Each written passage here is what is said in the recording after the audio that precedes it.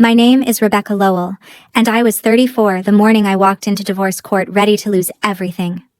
My husband wanted the house, he wanted my company, he wanted both of our kids, and he wanted the whole town to watch him take them. His mother had spent 2 months telling our church that I was cold, that I was greedy, that I had driven a good man out of his own home. Most of them believed her. I had stopped trying to correct anyone.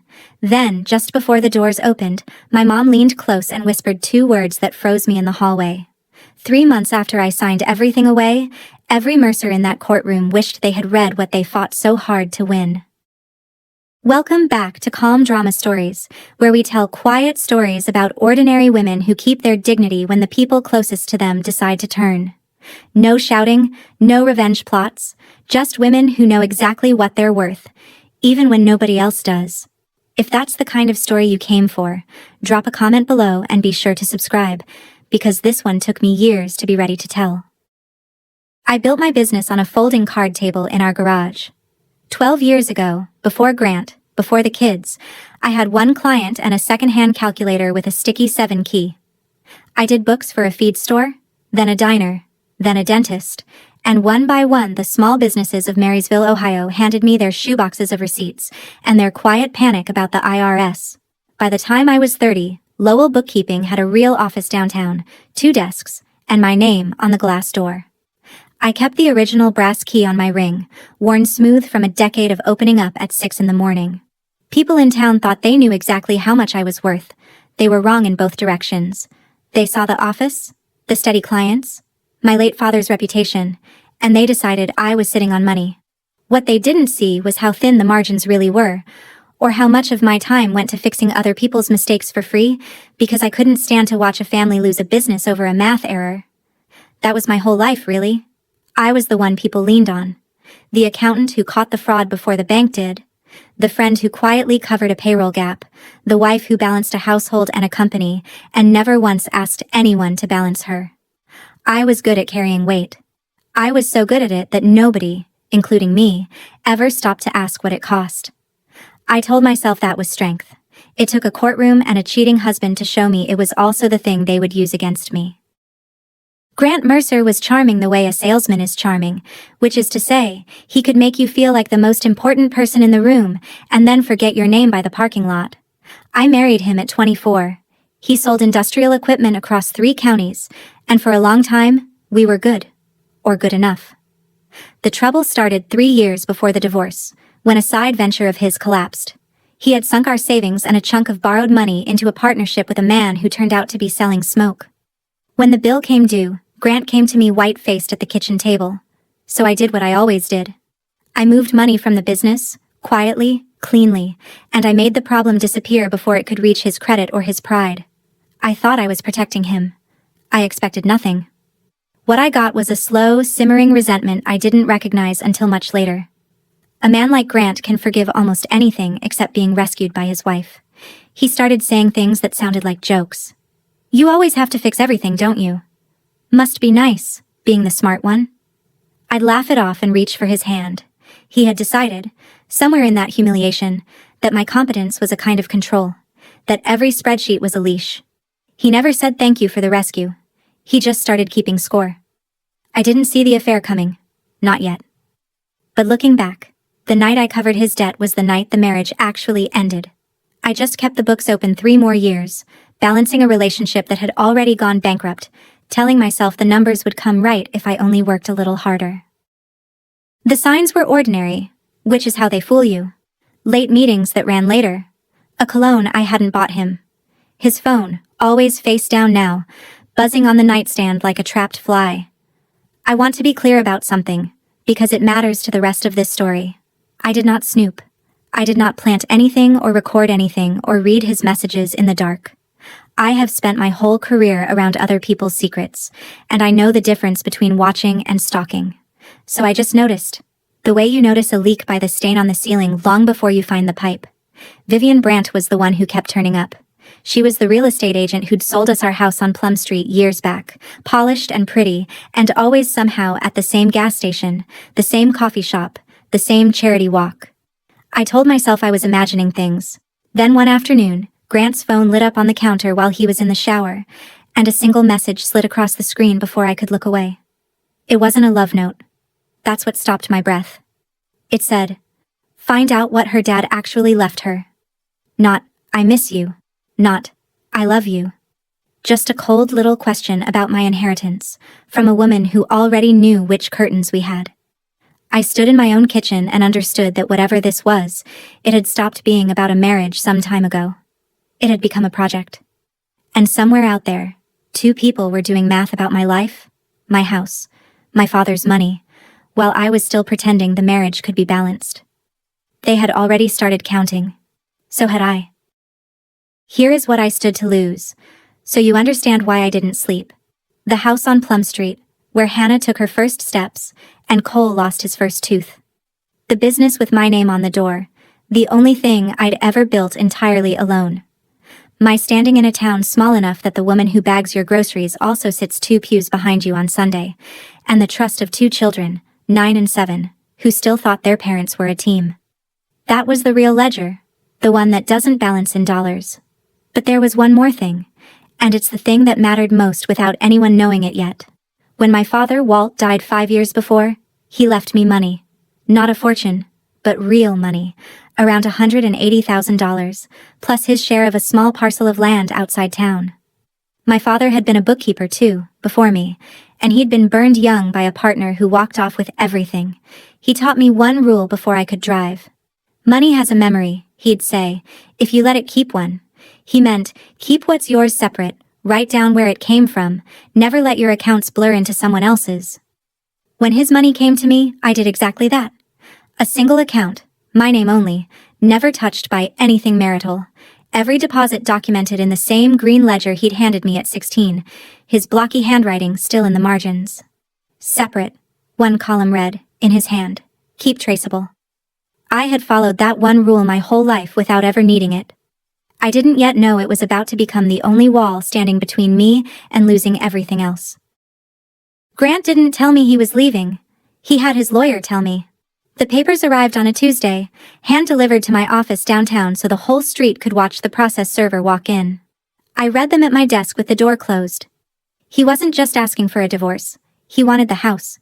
He wanted an equitable share of the marital business, which is a polite legal way of saying he wanted half of Lowell bookkeeping, the thing he had never set foot inside except to ask me for money.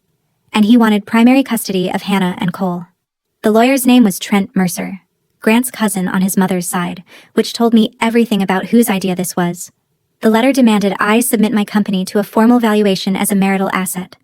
I sat very still and felt the floor tilt. Then I did the only thing I know how to do when the numbers stop making sense. I called a professional. Maddie Okafor came recommended by another small business owner I'd helped years back, and she had a calm, dry way of talking that I trusted within 10 minutes. I laid it all out. The affair, the house, the company, the kids.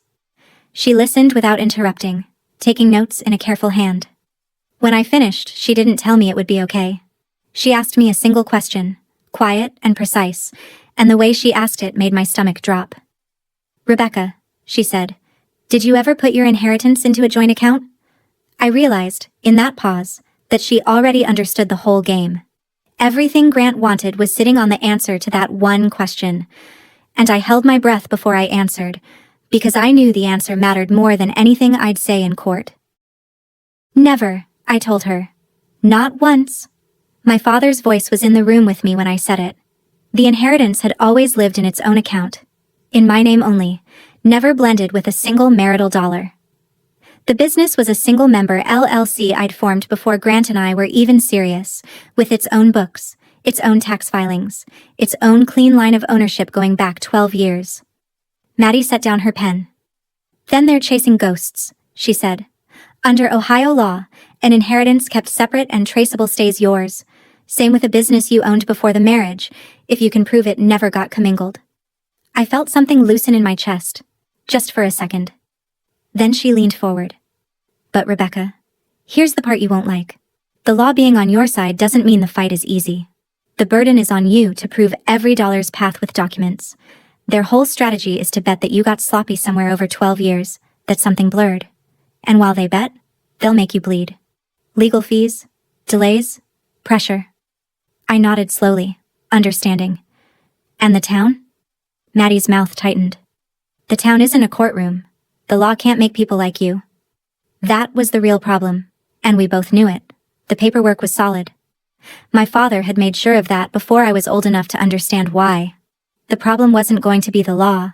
The problem was that Carol Mercer had already stood up in front of half of Marysville and delivered her verdict, and people had clapped. I walked out to my car with Maddie's words sitting heavy on me. I had the truth and the records. What I didn't have was a single neighbor who believed I'd need them. Carol Mercer did not raise her voice. She didn't have to. She was 64, silver-haired, the kind of woman who brought a homemade pie to every funeral and remembered your children's birthdays. And when a woman like that lowers her voice in the church kitchen, people lean in. I learned the shape of it secondhand, the way you always do. She told them I was cold. She told them I'd kept Grant on an allowance, that I'd hidden money for years, that no wonder the poor man looked elsewhere when his own wife treated him like an employee. She never said, affair. She had a gift for letting other people draw the cruelest conclusion so her hands stayed clean. Within 2 weeks, conversations stopped when I entered a room. A woman I'd done taxes for at cost crossed the street rather than say hello. Vivian, meanwhile, had stopped hiding. She showed up at Grant's side at a high school football game, at the hardware store, once at a restaurant where she laughed too loudly 2 tables over and let her hand rest on his arm where the whole room could see. She was already acting like the next Mrs. Mercer, already measuring my life for new drapes. And the worst part, the part that hollowed me out, was how alone it felt. I had spent 12 years being the person everyone trusted with their secrets and their money. Now that I was the one being robbed, nobody could see it. Because here's the thing nobody tells you. The woman who's good with money is the last person anyone believes is being taken. They look at the competent one and they cannot imagine her as a victim. So they don't. They just wonder what she did to deserve it.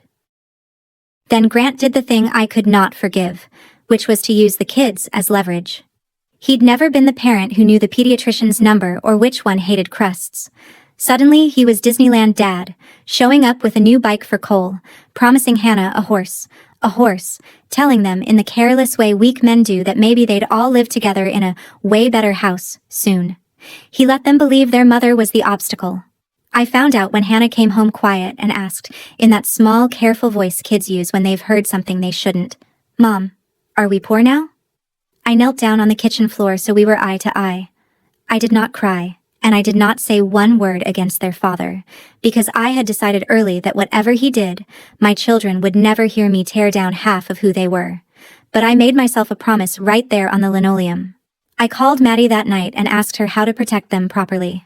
The next morning, we requested a guardian ad litem, a neutral person whose only job is to look out for the children's actual interests. I kept their school the same, their bedtimes the same, their soccer the same. Stability, Maddie told me, is its own kind of evidence. While Grant offered ponies, I offered the same dinner at 6 and the same lamp left on in the hallway. It didn't feel like winning. It felt like standing in a current, holding 2 small hands, refusing to let go while someone tried to pull them downstream with toys. "Mom," Hannah asked again at bedtime, "we're okay, right?" I tucked the blanket under her chin. "We're okay," I said, and for the first time, I made myself believe it could be true. The County Fall fundraiser is a fixture in Marysville, folding tables and casseroles in the church basement, the whole town in one room. I almost didn't go, but running would have been its own kind of confession, and I don't run. I wore a plain navy dress and I held my paper plate and I made small talk, and I felt the eyes the whole time, that prickle on the back of the neck that tells you you're being discussed in the third person while standing right there. Carol held court at the center table with Grant beside her and Vivian, brazenly, 2 seats down. I was getting coffee when Carol's voice carried across the room, pitched just loud enough, sweet as the pie in front of her. Someone had asked, with false concern, how poor Rebecca was holding up. Carol smiled and said it like a kindness. "Oh, she'll land on her feet. Though I expect she'll be lucky to keep her maiden name." The table laughed. Not cruelly, exactly. Worse than cruel. Comfortably. They laughed the easy laugh of people who have already decided the joke is fair. I set my coffee cup down on the table without a sound. I did not turn around. I did not give them the scene they were half hoping for, the flushed face, the shaking voice, the proof of everything Carol had told them. I picked up my purse and I walked out into the cold parking lot, and the gravel crunched under my flats, and I got in my car. I did not cry. I want you to understand that, because it surprised even me. I sat in the dark with my hands on the wheel, and instead of weeping, I reached into my purse, found a pen and an old receipt, and I started making a list. The list grew. I'm a bookkeeper, so when my life falls apart, I audit it. And in auditing it, I found the thing that changed the entire shape of the war.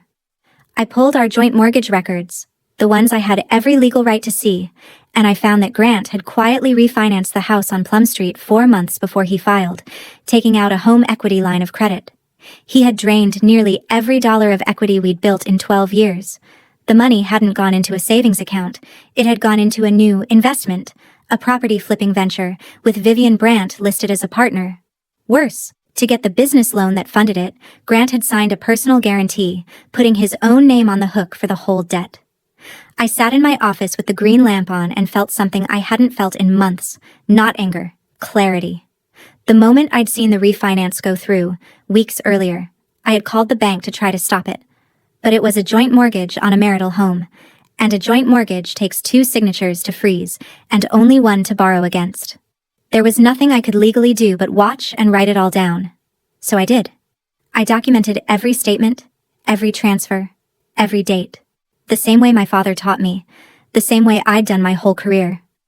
And as the picture filled in, I understood something Grant clearly didn't. He thought he was loading himself up with assets, the house, the company, the future. What he was actually loading himself up with was liabilities. He was fighting to win a pile of debt with my husband's name guaranteeing it. He just hadn't read his own paperwork closely enough to know it yet. Trent earned his fee by making my life expensive. That's the strategy when the law isn't on your side. You can't win, so you try to make the other person too tired and too broke to keep standing. He filed motions. He demanded the business valuation again, then again. He pushed for temporary spousal support to be paid by me, the supposedly hidden rich wife, to Grant, the supposedly wronged husband. Every letter cost me an answer, and every answer cost me money I'd rather have spent on my kids. There were nights I sat at my kitchen table at 2 a.m. with the green ledger open and my father's handwriting in the margins, and wondered if being right was worth this much. Maddie kept me steady. "We don't fight loud," she told me on the phone, more than once. "We fight on paper. Loud loses. Paper wins." I held on to that like a railing. I kept showing up to my clients, kept the office open, kept Hannah's hair in 2 even braids before school, even on the mornings my hands wanted to shake. I was exhausted in a way that doesn't show, the quiet kind, the kind that lives behind a calm face. And I want to stop here for a second, because I know some of you watching are nodding. If you've ever been the person everyone leans on, the one who solves it for everybody else, the one nobody ever thinks to ask whether she's okay, then you know exactly how silent that kind of tired is. You've carried it too. If this is hitting close to home for you tonight, do me a favor and leave a comment that just says, "I see her," so I know you're out there. And subscribe, so the next part doesn't slip past you. Because the next morning I drove to the bank, and I picked up the one thing that ended it all. There's a difference between knowing you're right and being able to prove it. And my father spent my whole childhood drilling that difference into me. So I went and got the proof, all of it, in one place. I drove to the bank where my inheritance account had lived untouched for 5 years, and I requested a certified deposit history, the official kind with the bank's seal, showing every dollar's arrival and that nothing marital had ever flowed in or out. Then I drove to the office of my father's old attorney, who still kept Walt's probate file in a cabinet, and I had certified copies made of the will, the estate distribution, the deed to the parcel of land. From my own records, I pulled the LLC formation documents for Lowell bookkeeping, dated and filed before Grant and I married, along with 12 years of separate business tax returns. I put it all into one folder, thick as a phone book, and I drove to my mother's house and laid it on her kitchen table. Joan, my mom, 63 and sharp as a tack, looked at the folder and then at me. I opened the green ledger beside it and turned to the page where my father's blocky hand had written, years ago, the dates of those very deposits. The word separate in the margin, keep traceable beneath it. The bank's certified dates matched his handwriting exactly. The thread ran unbroken from his hand to mine. I had everything, every document, Every date, every signature, the complete, sealed, unbreakable record that the company and the inheritance had never, not once in 12 years, become anyone's but mine. My mother put her hand flat on the folder and was quiet a long moment. Then she said something I didn't fully understand yet. "You know," she said softly, "sometimes the smartest thing you can do is let them carry the load they fought so hard for." I closed the folder like closing a door. I thought she meant comfort. She meant strategy. I just couldn't hear it yet. I ran into Vivian in the grocery store parking lot on a gray afternoon, both of us reaching for the same cart corral. There was no graceful way to avoid it. Up close, without the performance, she looked older than her 46 years, tired in the eyes.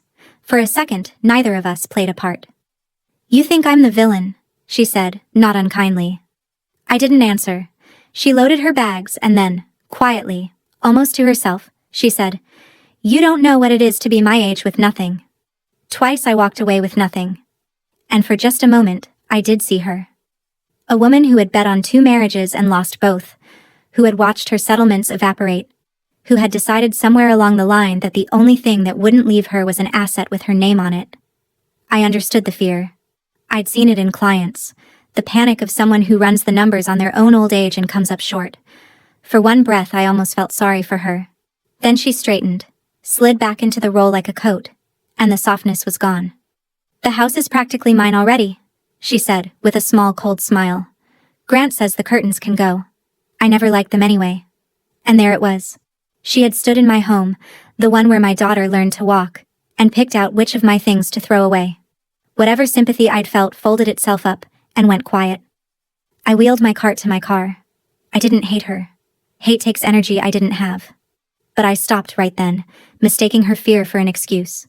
People can be frightened and still choose to be cruel. Vivian had made that choice with her eyes open. I'd let her keep it. That weekend my mother told me a story about my father I'd never heard. We were doing dishes at her sink, the kids asleep in the next room, and she handed me a plate to dry and said, "Your dad didn't always keep such careful books, you know. When Walt was young, before me, he'd gone into business with a friend he trusted like a brother. They shook hands instead of signing things. They ran the money together in one account because that's what trust looked like to him then, and the friend cleaned him out, took the lot, and there was nothing on paper to prove what was whose. He didn't lose the money so much as he lost the proof," my mother said. "Took him years to come back from it. And after that, he wrote everything down. Everything. That was where the green ledger came from. That was where money has a memory came from. It wasn't a quirk. It was a scar.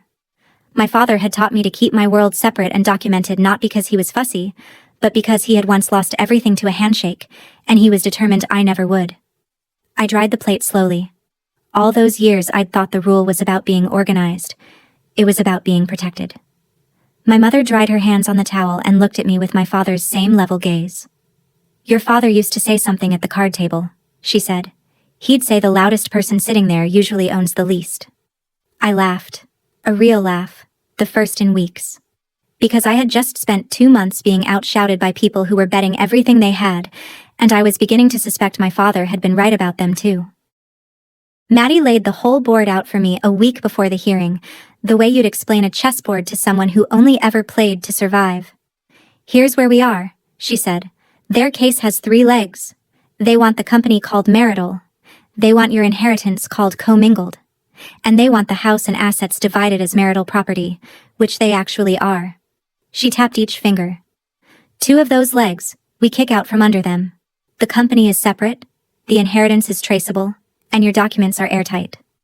But the house and the cars and the furniture, those are marital, and Grant has every legal right to fight for his share." I nodded. "So we fight for the house." Maddie tilted her head, watching me. "We can. It's a fight we could even win." I sat with that. Then I asked the question that had been forming since I'd pulled those mortgage records. "Maddie," I said slowly, "what is the house actually worth right now? After the refinance? After the line of credit he drained? After the loan he personally guaranteed against it?" She went very quiet. She pulled out the appraisal and the payoff figures and ran the numbers in front of me, and I watched her face change as the total landed. The equity in the house on Plum Street was gone. Not low. Gone, and then some. once you counted the debt strapped to it. The marital assets Grant was fighting so hard to take were worth less than nothing. I leaned back in the chair. Somewhere in the back of my mind, my mother's voice said it again. Let them carry the load they fought for.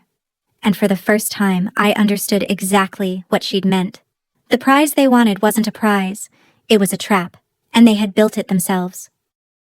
I made Maddie walk me through it 3 times because it sounded too good, and I am a woman who distrusts numbers that sound too good.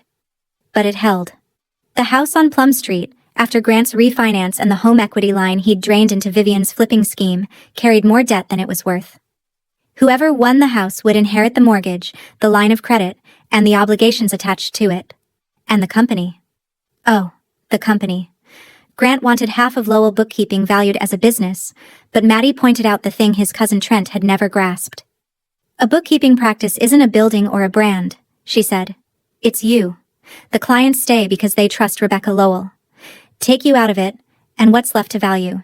A lease, and some filing cabinets. Even if a judge somehow called the company marital, which the documents made nearly impossible, half of it without me running it was worth almost nothing. The clients would follow me out the door the same week. I sat in that small office and felt the whole architecture of their plan reveal itself, beam by beam. They had spent months and legal fees, and an entire town's goodwill fighting to take 3 things from me. The house, which was a sinkhole of debt. The company, which was worthless without the woman they were trying to take it from. And the children, which a guardian ad litem was already noting they barely knew. Everything Grant was fighting to win was, dollar for dollar, everything that would sink him. He had aimed every weapon he owned directly at his own foot. And the most remarkable part, the part I keep coming back to even now, is that I hadn't laid a single trap. They'd done all of it to themselves. I'd only kept the receipts. It would be a nice story if the truth had set me free right then. It didn't. The town didn't know any of what I knew, and the gossip reached its high water mark in those last weeks. Carol's version had hardened into fact through sheer repetition. I was the cold wife who'd hoarded money and pushed a good man out. I heard, third hand, that she'd repeated her little line about my maiden name at a women's circle, to laughter. A friend I'd known since high school, a woman whose failing bakery I had personally kept solvent for 2 years, stopped returning my calls. That one I felt in my teeth. I could have fought back. I could have walked into that church basement with the certified mortgage records and the personal guarantee and shown them all exactly who was about to lose everything. Maddie advised against it, and I agreed. Save the truth for the room where it counts, she said. A courtroom, not a coffee clatch. You explain yourself to gossip, you've already lost. So I stayed quiet. I let them think what they thought. Silence, when you choose it on purpose, is a different thing than silence forced on you. But it nearly broke when Hannah came home from school one day, climbed onto the couch, and told me, very seriously, that a girl in her class said we were going to lose our house and have to live in our car. I held her. I did not promise her the house, because I knew by then we'd be giving it up. Instead, I knelt down and made her a different promise, a specific one, looking right in her eyes. We will always have a home, I said. I built one once with nothing. I can do it again. She believed me. Now I had to make it true. The week before the hearing, Maddie and I built the file the way you'd build a wall, brick by brick, every brick certified. The deposit history with the bank's seal, the probate documents, the LLC formation papers, dated and filed before the marriage, 12 years of separate tax returns, the mortgage records and the refinance, the home equity line, and Grant's personal guarantee on the business loan, all of it pulled from public and joint records I had every right to. Not one piece of it was a secret recording or a stolen text or a diary I'd kept in the dark. Every single document was institutional, official, the kind a clerk stamps and a judge respects. My father's whole philosophy, stacked in one folder. The day before, Maddie let me sit in the empty courtroom for a few minutes, just to take the strangeness out of it. The room was cold, the old radiator along the wall clanking and hissing like something alive, the wooden benches hard and chilly under my hands. My heart was going faster than I wanted it to. I sat and listened to that radiator clank, and made myself breathe. Then Maddie told me the plan, the real plan, the one my mother had seen before either of us. When they ask for the house, she said, don't argue. When they ask for the marital assets, let them have them. Give them the fight they came for. Sign it over. I must have looked at her like she was mad because she smiled, just slightly. Trust me, Rebecca. The worst thing we can do to these people is let them win exactly what they asked for. I looked at the cold, empty judge's bench and felt, for the first time, something close to calm. I finally understood my mother's 2 words. I just hadn't heard her say them yet. They made one last play before the hearing, and it told me everything about what they were really after. Trent reached out with a settlement offer, presented as generosity. If I would simply sign over my interest in the business to be divided, they'd go easy on the spousal support. Maybe even let me keep the smaller car. It was dressed up as a kindness. It was a trap with a bow on it. Because the company was already mine, free and clear, separate property the law would protect. The only way it could ever become marital, ever get split, was if I voluntarily signed it into the marital pot myself. They couldn't take it. They needed me to give it. They wanted my signature far more than they wanted the truth, and once I saw that, I saw all the way to the bottom of them. At the meeting, Trent slid the papers across the table and, with a little performance of reasonableness, said it would help if I'd hand over the office keys as a gesture of good faith while things were sorted out. I reached into my purse out of pure habit, and my fingers closed around the brass key, the worn one, smooth from 12 years of 6 a.m. mornings. I set my hand on the table, and then I stopped, and I drew my hand back, key still closed in my fist, and I said, very politely, no. Just that. Trent's smile flickered. He hadn't expected the quiet ones to say no. I left the papers unsigned on the table and walked out with my key in my pocket, and I understood, finally, exactly which of us was bluffing. The whole house of cards depended on me being too tired or too scared to read what they handed me. They had picked the wrong bookkeeper. So I made my decision, and it was the opposite of what everyone expected. I would not fight for the house. I would not contest a single piece of the marital property they were so hungry for. I would let them have all of it. The house on Plum Street with its drained equity and its strangled mortgage, the furniture, the cars, the whole shining pile of debt with a bow on it.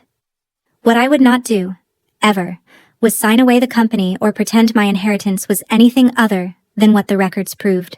And I would fight, with everything I had, for Hannah and Cole. That was the line. Maddie confirmed it was sound. You give up the marital assets, which are underwater, and you protect the separate property, which is solid, and you focus the custody fight on stability, which you've got in spades. It was strategy disguised as surrender. It was my mother's whisper before I'd even heard it, the load they fought for, handed to them gift-wrapped. I won't pretend I wasn't afraid.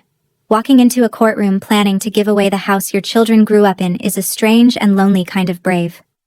The night before, I sat at my mother's kitchen table, not my own anymore, with the green ledger open to my father's handwriting, and I read those 2 words again.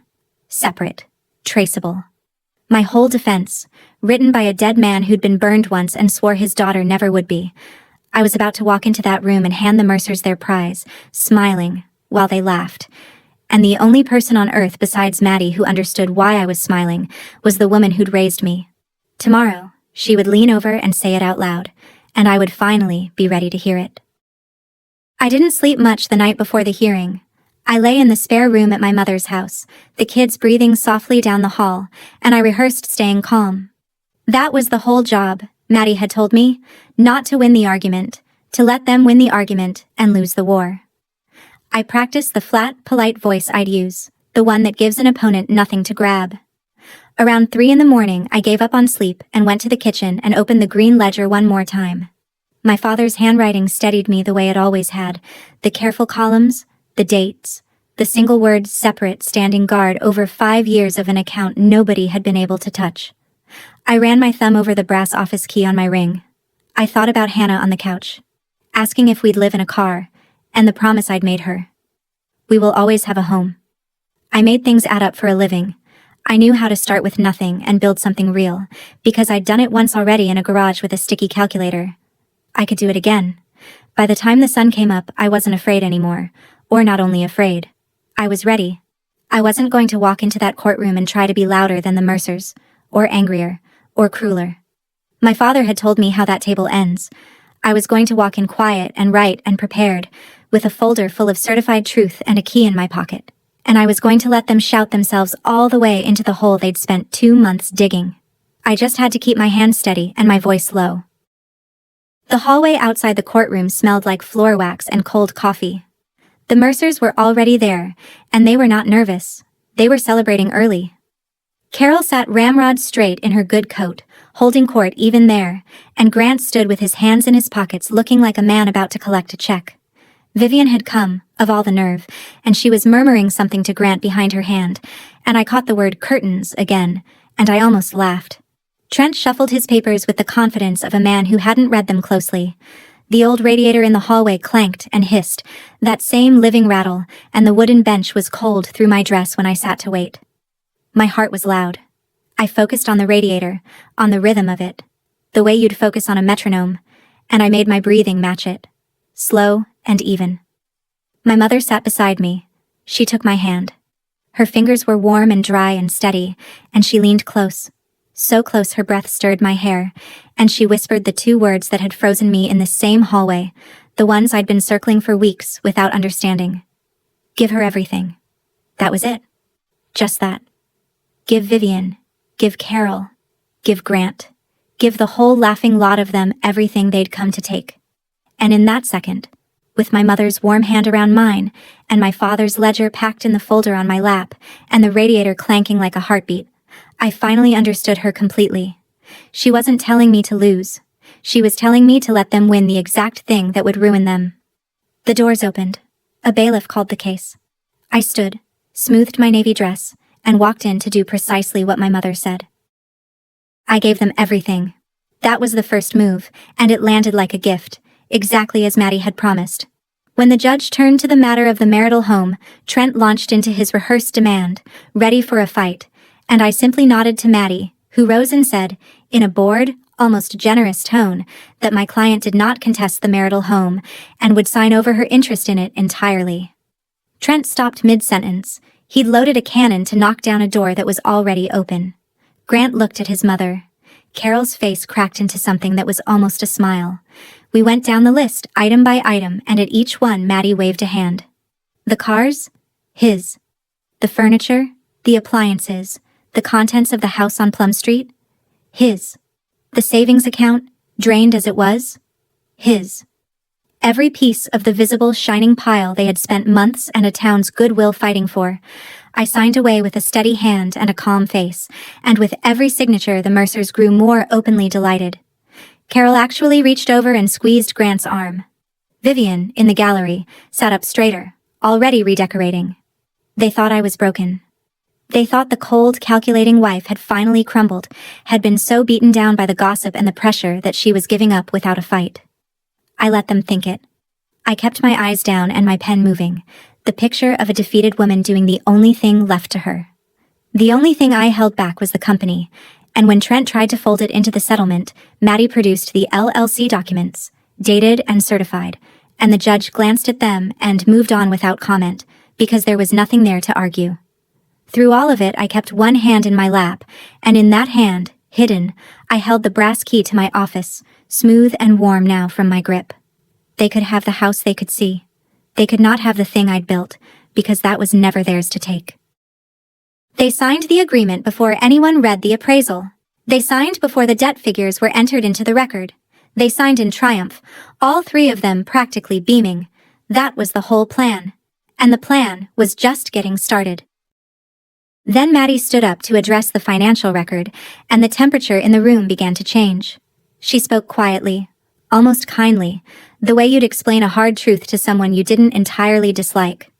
First, she submitted the certified deposit history for my inheritance account, 5 years of it, sealed by the bank, every dollar traceable to my father's estate, and never once mingled with marital funds. Under Ohio law, she noted, separate property kept traceable remained separate, and the burden of proving it was met right there in black and white. The judge reviewed it and nodded. The inheritance was mine, untouchable, exactly as it had always been. Second, the company, the single-member LLC formed before the marriage, with 12 years of independent books. Separate. Mine. Trent shifted in his seat. Then Maddie turned to the marital home, the one the Mercers had just so eagerly accepted, and she entered into the record the refinance documents, The home equity line of credit Grant had drained months before filing, and the appraisal showing the property's current value. The numbers were read aloud. The equity was gone. And then, the last document. The one that did it.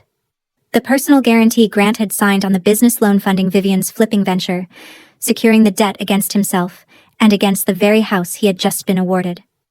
Maddie set it down and folded her hands. "Your Honor," she said, "my client has agreed to assume the marital home and all associated obligations. We have no objection." The silence in that room was total. I watched it move across their faces like a shadow crossing a field. Trent grabbed the appraisal and read it, and his confident expression collapsed inward. Grant leaned over his shoulder, and I watched the color leave his face as he understood, finally, that the house he'd fought for was an anchor, that the debt he'd hidden so cleverly was now his alone, secured by his own signature. Attached to a property worth less than what was owed on it. He had won every single thing he asked for. He had won a mountain of debt with his own name guaranteeing it. I sat with my hands folded and my voice unused, because I had not needed to say a word.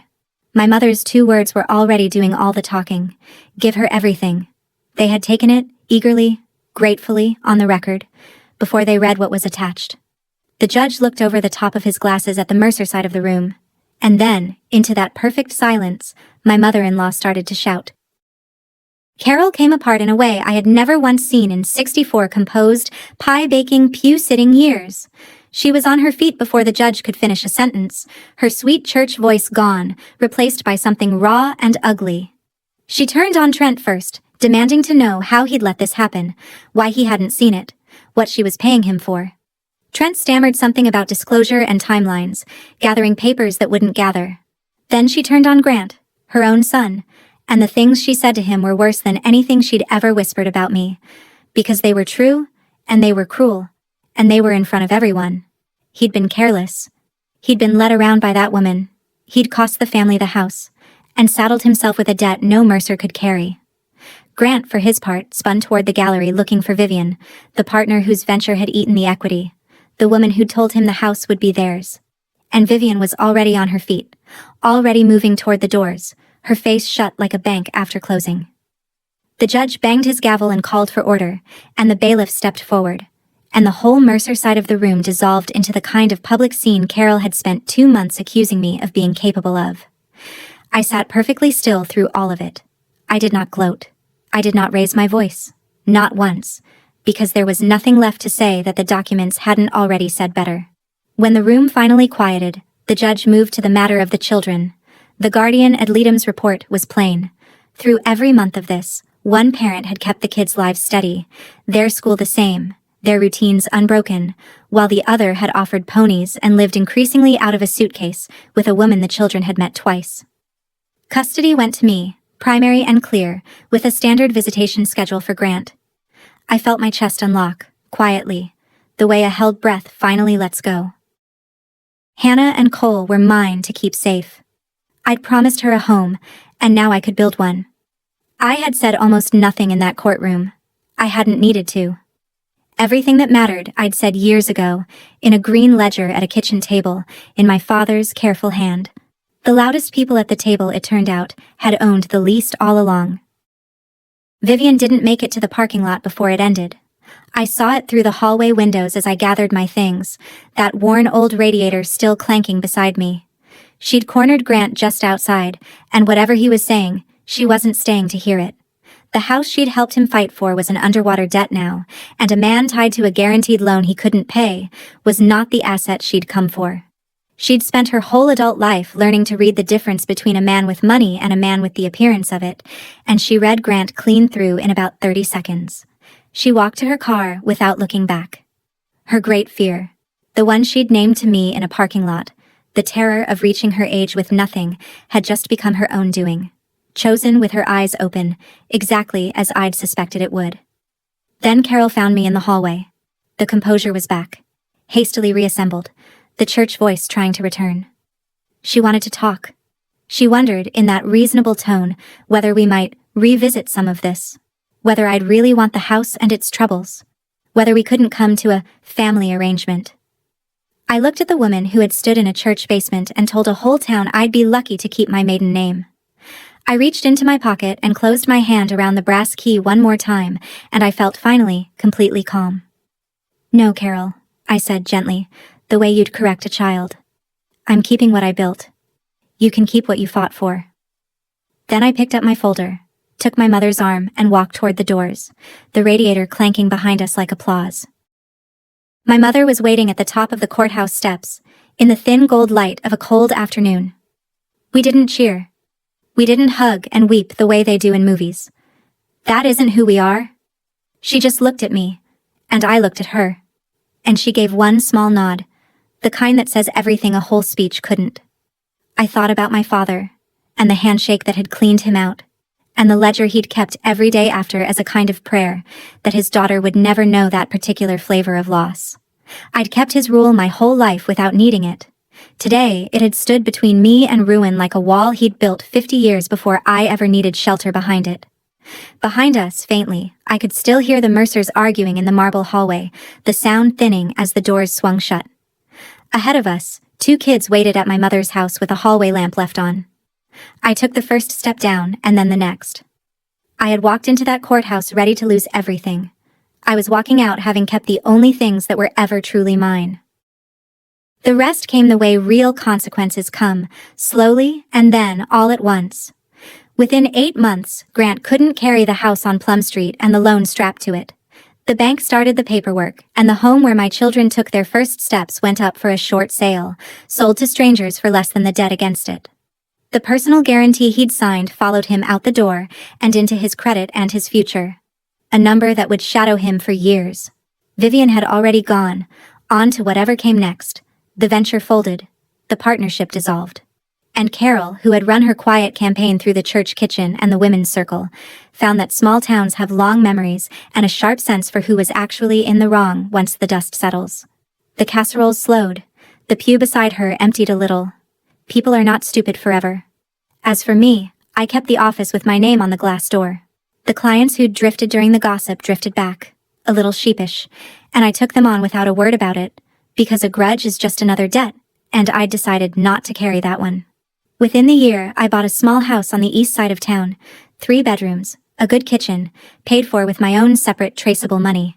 Hannah picked the paint for her room. Cole claimed the yard for a future dog. I left a lamp on in the hallway every night, the way I always had, and for the first time in a long time, the home it lit was entirely, unmistakably ours. People in town still ask me about it sometimes, carefully, the way you ask about a wound you're not sure has healed. They ask if I lost everything in that divorce, the house, the marriage, the standing. And I always tell them the same thing, because it's the truth, and because I've earned the right to enjoy it just a little.